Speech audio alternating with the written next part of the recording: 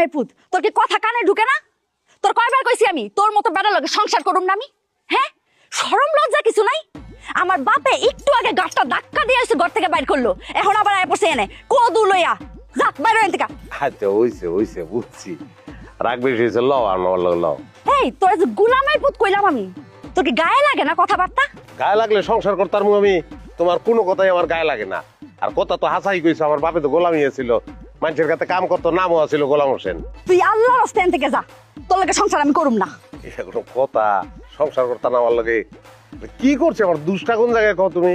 কি করছস তুই বুঝছ না? না বিয়ার পরে তুই আমার দিছসটা কি? হ্যাঁ, তোর কাছে যদি আমি চাইছি আইফোন, তুই আমার দিছস বাটন ফোন। তোর কাছে যদি আমি চাইছি কক্সবাজার লয়ে যা, তুই আমার কই লাগেছস বকশি বাজার। তোর কাছে আমি চাইছি গরুর মাংস খাওয়া, তুই আমার কি খাওয়াইছস মুরগির মাংস।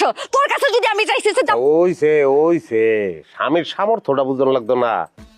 শুনো, স্বামীর সামর্থ্য অনুযায়ী স্ত্রী চলতে হয়। স্বামীর সামর্থ্য অনুযায়ী স্ত্রী যদি না চলে তাহলে সংসারে শান্তি থাকে? সামর্থ্য অনুযায়ী চললেই তো সংসারটা শান্তি, তাহলে তোর অশান্তির কিছু নাই। আর রাখ তোর সামর্থ্য আর শান্তি, বউ বলতে পারস না আবার বড় বড় শান্তি আর সুখের কত বড় কথা হইতে আইছে। তোর সাথে সংসারই করুম না, তুই যা এর থেকে বাইরে, একদম দূরে যা।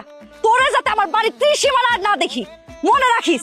যা চোখের সামনে থেকে বাইরে। আরে পাগল, তুমি কইলে কি চোখের সামনে থেকে যাবো আমি?